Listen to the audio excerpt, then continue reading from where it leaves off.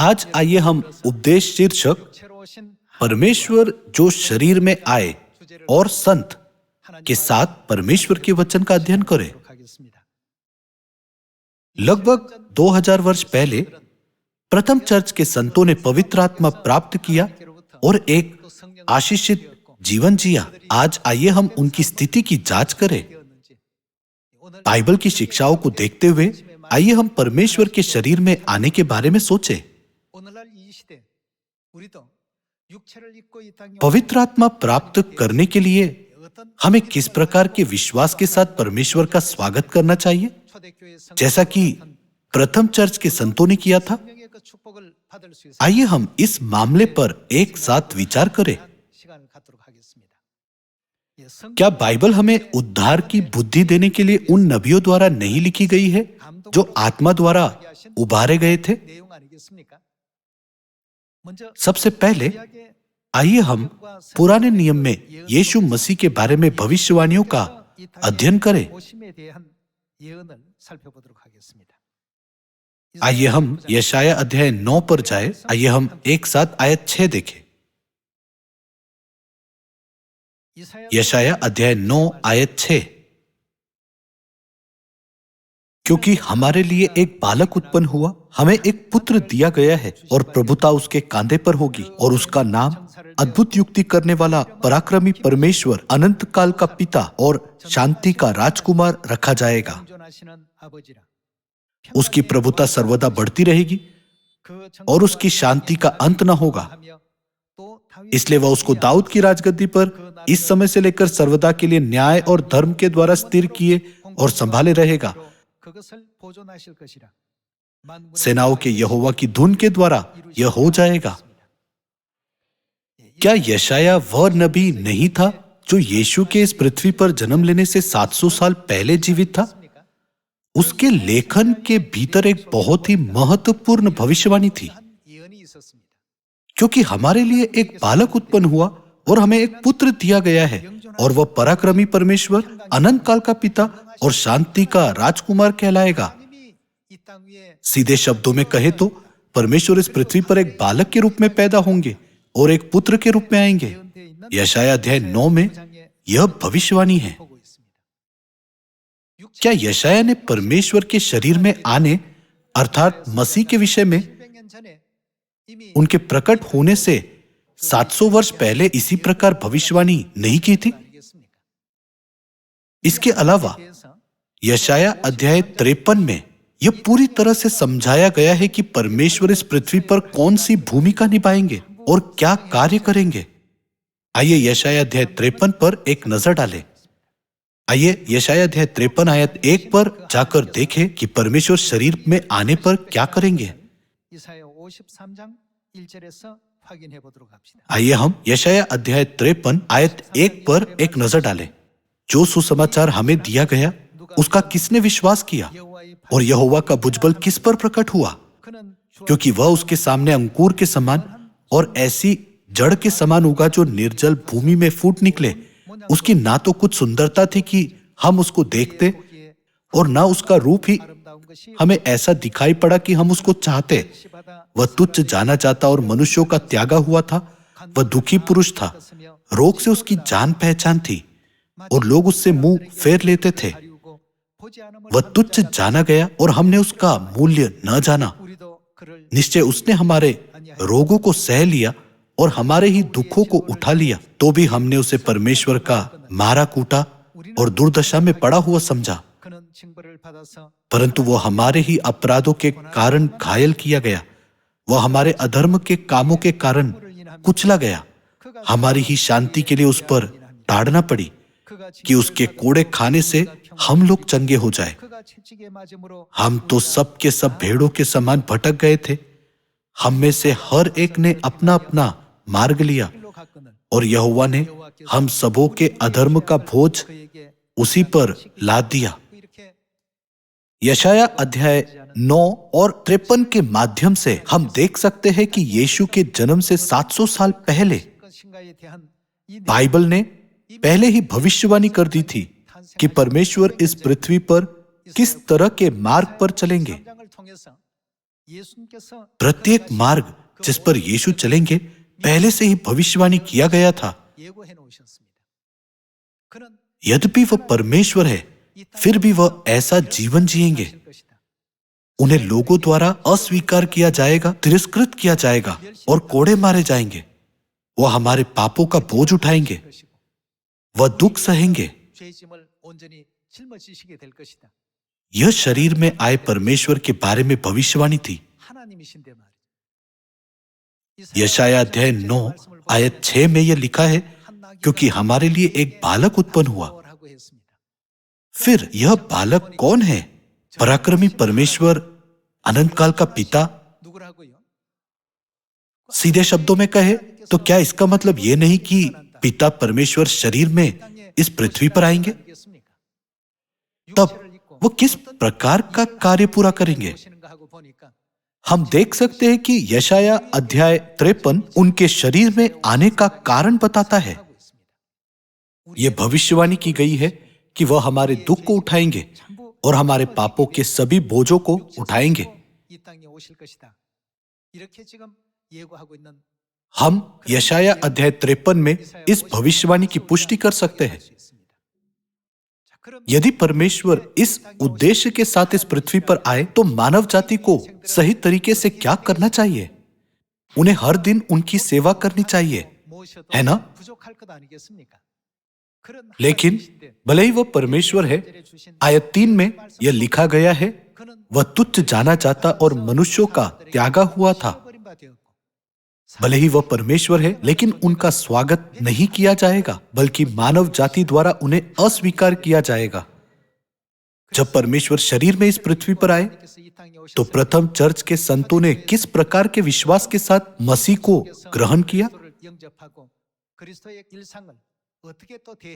जब हम मरकुस की अटारी पर पेंतिकुस के दिन पवित्र आत्मा को प्राप्त करने तक की प्रक्रिया को करीब से देखते हैं, तो हम यह बुद्धि प्राप्त कर सकते हैं कि पवित्र आत्मा के इस अंतिम युग में हमें स्वर्गीय पिता और स्वर्गीय माता पर किस तरह का विश्वास होना चाहिए। साथ ही मुझे विश्वास है कि ऐसा करने से हम पिछली वर्षा के पवित्र आत्मा को धारण कर सकते हैं। आइए हम 2000 साल पहले वापस जाएं और मत्ती अध्याय 26 पर जाकर देखें कि जब लोगों ने यीशु को स्वीकार किया, जो देहधारी होकर इस पृथ्वी पर आए थे, तो उनका विश्वास कैसा था?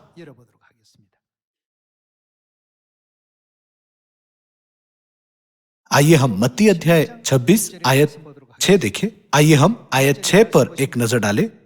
जब यीशु बेतनिया में शिमोन कोढ़ी के घर में था, तो एक स्त्री संगमरमर के पात्र में बहुमूल्य इत्र लेकर उसके पास आई, और जब वह भोजन करने बैठा था तो उसके सिर पर उंडेल दिया। यह देखकर उसके चेले रिसियाए और कहने लगे, इसका क्यों सत्यानाश किया गया? इसे तो अच्छे दाम पर बेचकर कंगालों को बांटा जा सकता था। यह जानकर यीशु ने उनसे कहा, स्त्री को क्यों सताते हो? उसने मेरे साथ भलाई की है। कंगाल तो तुम्हारे साथ सदा रहते हैं, परंतु मैं तुम्हारे साथ सदैव न रहूंगा। उसने मेरी देह पर जो यह इत्र उंडेला है, वह मेरे गाड़े जाने के लिए किया है। मैं तुमसे सच कहता हूं कि सारे जगत में जहां कहीं यह सुसमाचार प्रचार किया जाएगा, वहां उसके इस काम का वर्णन भी उसके स्मरण में किया जाएगा। यीशु के आसपास बहुत से लोग थे, जैसा कि यशाया अध्याय 53 आयत 3 में लिखा गया है, मानव जाति ने उनका तिरस्कार किया। दूसरे शब्दों में, उन्हें तुच्छ समझा गया। यह यीशु अर्थात शरीर में आए परमेश्वर के बारे में भविष्यवाणी है। यशाया नबी ने लगभग 700 साल पहले इस भविष्यवाणी को लिखा था। बहुत से लोगों ने यीशु के साथ ठीक वैसा ही व्यवहार किया जैसा कि भविष्यवाणियों में बताया गया था। उन्होंने यीशु को अस्वीकार किया और उनका तिरस्कार किया, उन्हें पत्थर मारने की कोशिश की और खुलेआम उनकी शिक्षाओं का अपमान किया। फिर भी ऐसे लोग थे जिन्होंने बड़े विश्वास के साथ ग्रहण किया, जैसा कि हम इस आयत में देख सकते हैं। आज संगमरमर के इस इत्र की कीमत 1 साल के वेतन के बराबर है। यह अत्यंत मूल्यवान है। उसने महंगे इत्र का पात्र तोड़कर यीशु के सिर पर उंडेल दिया। यीशु ने कहा, उसने मेरे गाड़े जाने के लिए यह इत्र मेरी देह पर उंडेला है। सारे जगत में जहां कहीं सुसमाचार प्रचार किया जाएगा, वहां उसके इस काम की चर्चा भी उसके स्मरण में की जाएगी। यीशु द्वारा स्त्री के विश्वास की सराहना करने के कार्य का क्या अर्थ है? जब परमेश्वर शरीर में इस पृथ्वी पर आए, तो बहुत से लोगों ने यीशु के साथ दुर्व्यवहार किया। उन्होंने उनका तिरस्कार किया, उपहास किया, उनसे घृणा की और उन्हें स्वीकार नहीं किया। लेकिन इस स्त्री ने उनका बहुत आदर किया। उसने यीशु के पैरों को अपने आंसुओं से भिगोया और अपने बालों से उन्हें पोंछा। उसने पापियों को बचाने के लिए आए मसीह के रूप में सही तरह से उनकी आराधना की। केवल यही स्त्री नहीं थी जिसने ऐसा विश्वास दिखाया था। आइए हम मत्ती अध्याय 8 आयत 5 देखें। मत्ती अध्याय 8 आयत 5 में यह लिखा है, जब वह कफरनहूम में आया तो एक सूबेदार ने उसके पास आकर उससे विनती की, हे प्रभु, मेरा सेवक घर में लकवा रोग से बहुत दुखी पड़ा है। उसने उससे कहा, मैं आकर उसे चंगा करूंगा। सूबेदार ने उत्तर दिया, हे प्रभु, मैं इस योग्य नहीं कि तू मेरी छत तले आए, परंतु केवल मुंह से कह दे तो मेरा सेवक चंगा हो जाएगा, क्योंकि मैं भी पराधीन मनुष्य हूं और सिपाही मेरे अधीन है। जब मैं एक से कहता हूं जा, तो वह जाता है, और दूसरे से आ, तो वह आता है, और जब अपने दास से कहता हूं यह कर, तो वह करता है। यह सुनकर यीशु को अचंभा हुआ, और जो उसके पीछे आ रहे थे उनसे कहा, मैं तुमसे सच कहता हूं कि मैंने इज़राइल में भी ऐसा विश्वास नहीं पाया।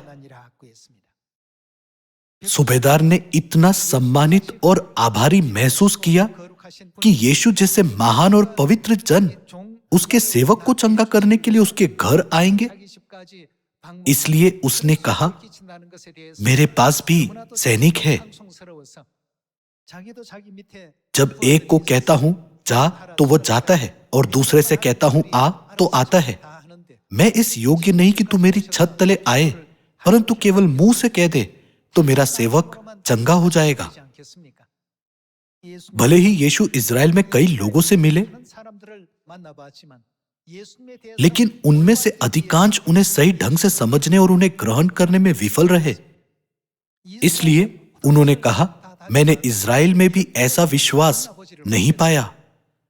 ऐसे लोग थे जिन्होंने उन्हें तुच्छ जाना, सताया और अस्वीकार किया, परंतु बहुतों ने उनका इस तरह स्वागत नहीं किया। भले ही परमेश्वर इस पृथ्वी पर आए, लेकिन अधिकांश लोगों ने इस तरह प्रतिक्रिया व्यक्त की। बाहरी रूप से बहुत से लोगों में विश्वास था, लेकिन उनका सच्चा विश्वास तुरंत प्रकट हुआ जब परमेश्वर शरीर में इस पृथ्वी पर सीधे उनसे मिलने आए। खारे पानी और ताजे पानी के बारे में सोचिए। जब दोनों अपनी तरल अवस्था में होते हैं, तब यह बताना मुश्किल होता है कि कौन सा पानी खारा है और कौन सा पानी ताजा है।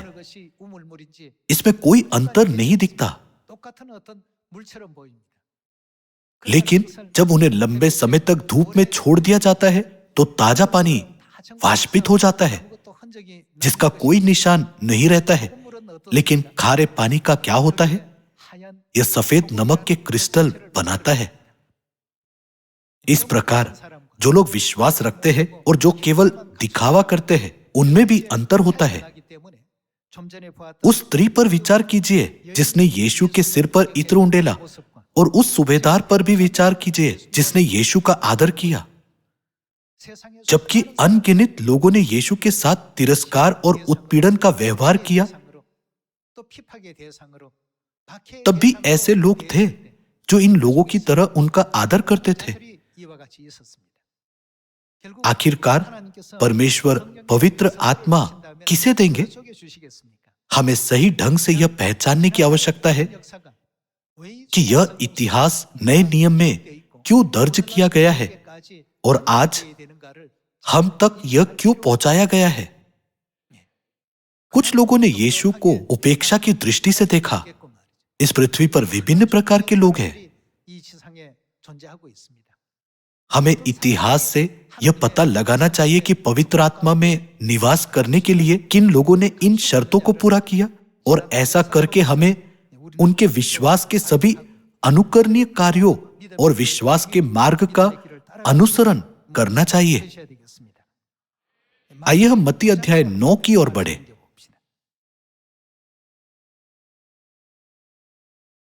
आइए मत्ती अध्याय 9 आयत 18 देखें।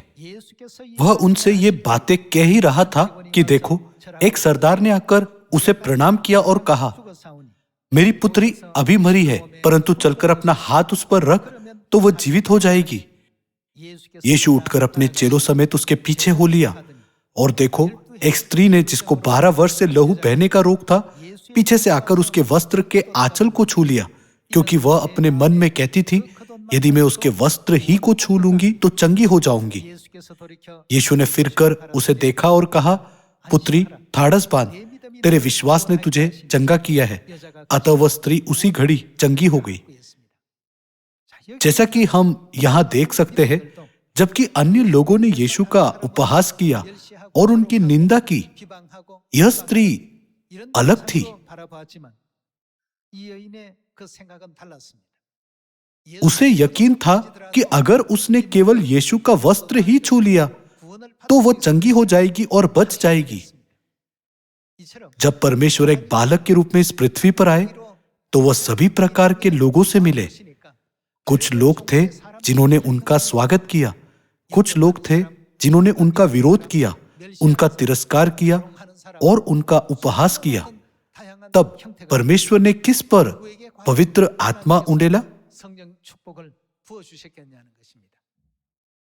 आज हमें न केवल पिछली वर्षा के पवित्र आत्मा के लिए प्रार्थना करनी चाहिए, बल्कि प्रथम चर्च के इतिहास के माध्यम से क्या हमें एक बार फिर से अपने विश्वास को संगठित नहीं करना चाहिए? जब परमेश्वर शरीर में इस पृथ्वी पर आए तो उन्होंने कई तरह के लोगों का सामना किया। यीशु पर इत्र डालने वाली स्त्री, सूबेदार और लहू बहने के रोग से पीड़ित स्त्री के अलावा और कौन पवित्र आत्मा प्राप्त कर सकता था? परमेश्वर शरीर में आए और सभी प्रकार के लोगों से मिले।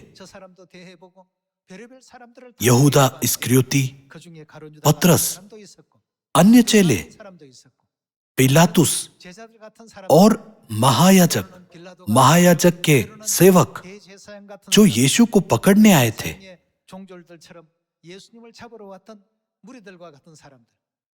परमेश्वर सभी प्रकार के लोगों से मिले ताकि वे अपने पापों के लिए और कोई बहाना ना बना सके। जब हम सुसमाचार की पुस्तकें पढ़ते हैं तो हम देख सकते हैं कि कैसे परमेश्वर शरीर में आए और सभी लोगों से मिले और उनके रूप, कार्यों और वातावरण को समझ सकते हैं। ऐसा करते समय हमें उनके साथ अपनी तुलना करने की आवश्यकता है। हम आत्मा और दुल्हन के साथ कैसा व्यवहार कर रहे हैं? आइए अध्याय 15 पर जाएं।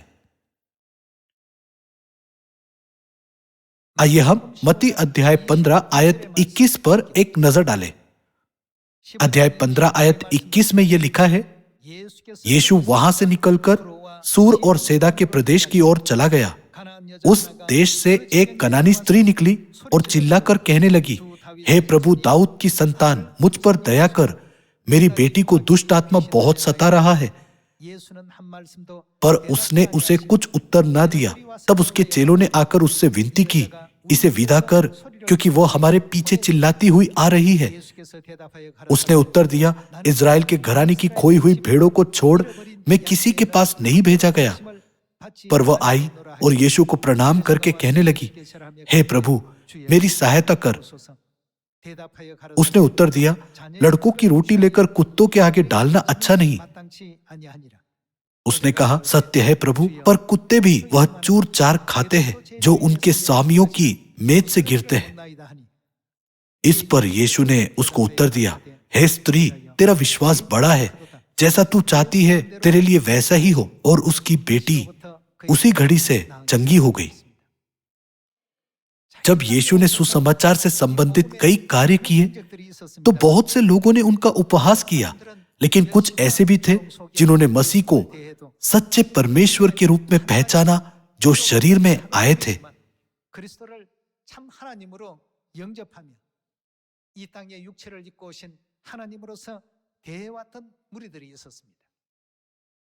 कनानी स्त्री उनमें से एक थी।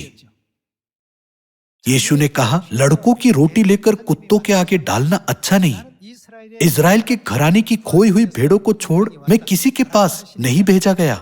तब स्त्री ने उत्तर दिया, सत्य है प्रभु, लेकिन क्या कुत्ते टुकड़ों को नहीं खाते हैं?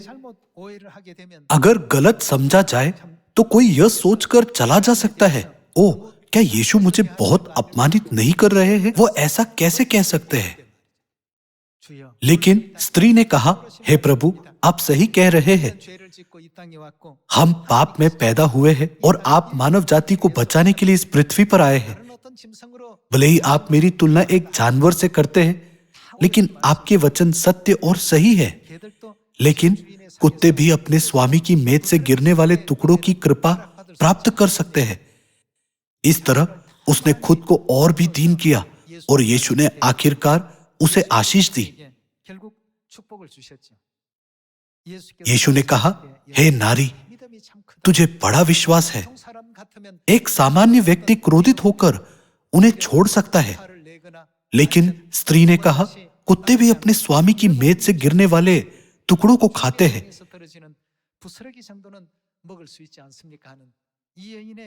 हमें इस स्त्री की प्रतिक्रिया और उसके विश्वास की बारीकी से जांच करनी चाहिए।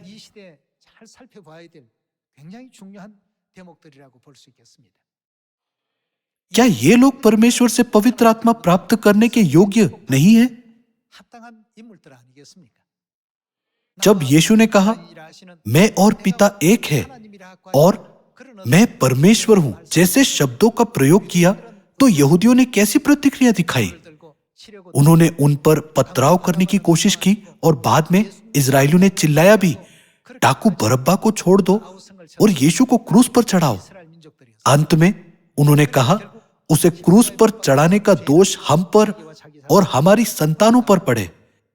शरीर में इस पृथ्वी पर आए यीशु के साथ उन्होंने इस तरह से कठोर व्यवहार किया।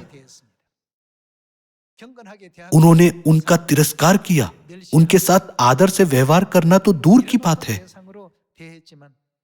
लेकिन ऐसे लोग भी थे जिन्होंने उन्हें सही तरह से स्वीकार किया। भले ही वे बहुत कम थे, जैसे वह स्त्री जिसने यीशु पर इत्र उंडेला था, वह सूबेदार, वह स्त्री जिसे लहू बहने का रोग था, और वह कानानी स्त्री। उससे कहा गया, लड़कों की रोटी लेकर कुत्तों के आगे डालना अच्छा नहीं, लेकिन उसने जवाब दिया, कुत्ते भी चूर चार को खाते हैं। ये बातें सुसमाचार की पुस्तकों में क्यों दर्ज की गई है? मेरा मानना है कि हमें इसके पीछे के कारणों को समझने की जरूरत है। उद्धार के संदर्भ में बाइबल हमें क्या बनाती है? यह हमें उद्धार पाने के लिए बुद्धिमान बनाती है। यदि हमारे पास बुद्धि की कमी है तो हमें बाइबल के माध्यम से बुद्धि प्राप्त करनी चाहिए। ये सभी लोग आशीषित हुए थे। दूसरी ओर जिन लोगों ने कहा कि यीशु का लहू उन पर और उनकी संतानों पर हो और यीशु को क्रूस पर चढ़ाया, वे सभी नष्ट हो गए। क्या हम इस बात से अच्छी तरह परिचित नहीं हैं? क्या हमें बाइबल के माध्यम से ऐसी बुद्धि नहीं सीखनी चाहिए?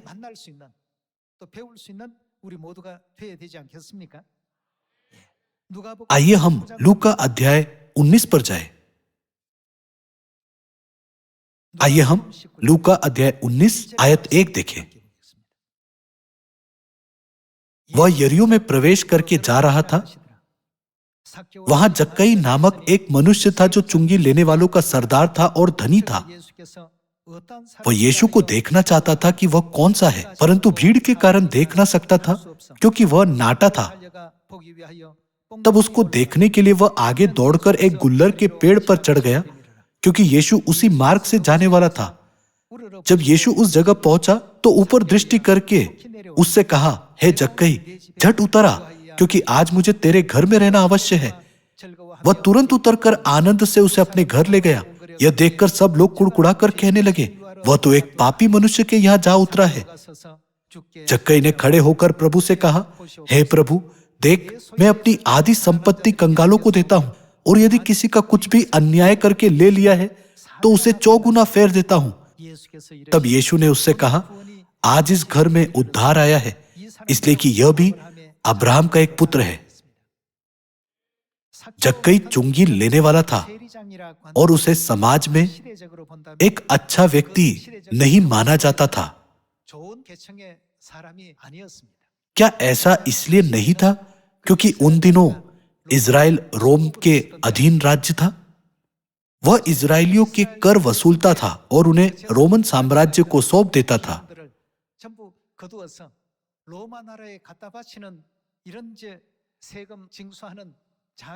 इस वजह से लोगों ने उसे नकारात्मक दृष्टिकोण से देखा। उसके पद के बावजूद यीशु ने उस पर ध्यान दिया और कहा, मुझे तेरे घर में रहना अवश्य है। यह सुनकर जक्कई बहुत खुश हुआ। कुछ लोगों ने सोचा होगा, अरे नहीं, यदि यीशु मेरे घर पर रुके तो बहुत से लोग उनके पीछे आएंगे और उनकी देखभाल करना बहुत बड़ा काम होगा। जो लोग यीशु को ठीक से नहीं समझते थे, उन्होंने ऐसा सोचा होगा, लेकिन जक्कई आनंद से भर गया।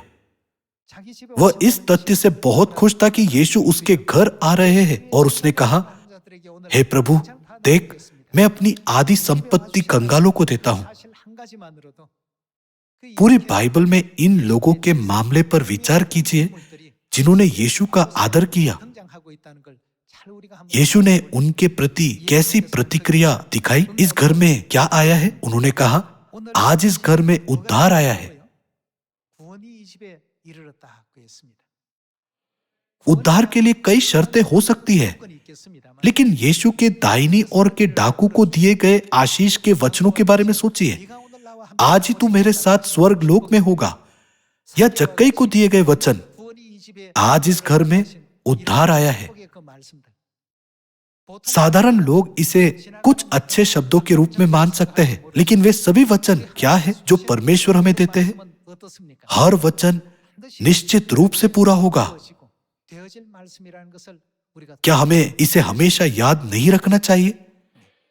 जक्कई, वह स्त्री जिसने इत्र उंडेला, सूबेदार, और वह स्त्री जिसे लहू बहने का रोग था जैसे लोग थे। कनानी स्त्री से कहा गया था, लड़कों की रोटी लेकर कुत्तों के आगे डालना अच्छा नहीं, और फिर उसने उत्तर दिया, सत्य है प्रभु। वह सही तरह से समझ गई कि यीशु कौन है। जिन्होंने पुत्र के युग में यीशु को सही तरह से ग्रहण किया, उन्हें परमेश्वर ने पवित्र आत्मा और आशीषें दी। उन्होंने उन्हें सही तरह से जानने और अधिक विश्वास करने के लिए बुद्धि भी दी। जब हम इस बात पर विचार करते हैं कि पिता और माता शरीर में इस पृथ्वी पर आए हैं और इस सुसमाचार की अगुवाई कर रहे हैं, तो हमें केवल परमेश्वर से पिछली वर्षा का पवित्र आत्मा नहीं मांगना चाहिए। पवित्र आत्मा प्राप्त करने की पूर्व शर्त के बारे में पिता क्या कहते हैं? क्या वह नहीं कहते कि हमें पहले परमेश्वर को जानना चाहिए? इन लोगों ने परमेश्वर को सही तरह से ग्रहण किया क्योंकि वे उन्हें जानते थे। दूसरी ओर, जो लोग यीशु को नहीं जानते थे, उन्होंने उन पर पथराव करने की कोशिश की और उन्हें क्रूस पर चढ़ाया। आज आइए हम उन परमेश्वर के बारे में सोचें जो हमारे साथ रहते हैं। परमेश्वर को स्वर्ग के महिमामय सिंहासन पर बैठना चाहिए, और फिर भी परमेश्वर शरीर धारण करके हमारे उद्धार के लिए इस पृथ्वी पर आए, हमें स्वर्ग के राज्य की ओर ले जाने और इस भविष्यवाणी को पूरा करने के लिए कि आत्मा और दुल्हन कहते हैं, आ। स्वर्गीय पिता और स्वर्गीय माता शरीर में इस पृथ्वी पर आए हैं और हमारे साथ निवास करते हैं। क्या हम सूबेदार की तरह पिता और माता का आदर कर रहे हैं? क्या हम जक्कई की तरह पिता और माता की सेवा कर रहे हैं? इन सभी मामलों पर विचार करने के द्वारा आइए हम आज के शीर्षक परमेश्वर जो शरीर में आए और संत और शरीर में आए परमेश्वर और संतों के बीच के संबंध पर विचार करें। आइए हम मत्ती अध्याय 11 आयत 2 पर एक नजर डालें। यूहन्ना ने बंदीगृह में मसीह के कामों का सुसमाचार सुना और अपने चेलों को उससे यह पूछने भेजा, क्या आने वाला तू ही है या हम किसी दूसरे की बाट जो है? यीशु ने उत्तर दिया, जो कुछ तुम सुनते हो और देखते हो वह सब जाकर यूहन्ना से कह दो कि अंधे देखते हैं और लंगड़े चलते फिरते हैं, कोढ़ी शुद्ध किए जाते हैं और बहरे सुनते हैं, मुर्दे जिलाए जाते हैं और कंगालों को सुसमाचार सुनाया जाता है। और धन्य है वह, धन्य कौन है जो मेरे कारण ठोकर न खाए। बाइबल की भविष्यवाणी पर विचार कीजिए, क्योंकि हमारे लिए एक बालक उत्पन्न हुआ, हमें एक पुत्र दिया गया है और प्रभुता उसके कांधे पर होगी और उसका नाम अद्भुत युक्ति करने वाला पराक्रमी परमेश्वर, अनंत काल का पिता। भले ही वह एक बालक के रूप में और एक पुत्र के रूप में इस पृथ्वी पर आए, लेकिन वह सर्वशक्तिमान परमेश्वर अनंत काल के पिता है। फिर भी कुछ लोग आश्चर्य करते हैं, परमेश्वर ने ऐसा क्यों किया? केवल परमेश्वर ही ऐसा क्यों कर सकते हैं? क्या सच में परमेश्वर ऐसे है? बहुत से लोग संदेह करते हैं और सवाल करते हैं। इस वजह से यीशु ने क्या कहा? किस तरह के लोग धन्य हैं? और धन्य है वह जो मेरे कारण ठोकर ना खाए। हमारे परमेश्वर इनसे भी बड़े कार्य कर सकते हैं और प्रथम चर्च के समय में ही सुसमाचार को समाप्त कर सकते थे, लेकिन सब कुछ बाइबल की भविष्यवाणियों के अनुसार हुआ। वह हमारे पापों का प्रायश्चित करने के लिए पाप बलि के रूप में इस पृथ्वी पर आए, क्रूस पर दुख सहा और उन्हें तिरस्कृत किया गया। फिर भी उनमें से कुछ ही लोग थे जिन्होंने उन्हें पहचाना। उन्होंने उन्हें अपने प्रिय लोगों के रूप में एक एक करके गले लगाया और उन्हें सत्य में ले गए। तब हम खुद से पूछ सकते हैं, पवित्र आत्मा के इस युग में जब आत्मा और दुल्हन शरीर में इस पृथ्वी पर आते हैं, हम संतों को परमेश्वर को सही तरह से कैसे देखना चाहिए? साथ ही परमेश्वर को ग्रहण करने का हमारे लिए सही तरीका क्या है? ऐसा करने से सियोन की सभी संतानों को बाइबल द्वारा बताए गए मार्गों की जांच करनी चाहिए और विश्वास के सही मार्ग पर चलना चाहिए। कृपया याद रखें कि ऐसे व्यक्तियों को पवित्र आत्मा दिया जाता है और मैं अपने सभी स्वर्गीय परिवार के सदस्यों से पिता और माता पर सही ढंग से विश्वास करके सुसमाचार को पूरा करने के लिए कहना चाहता हूं।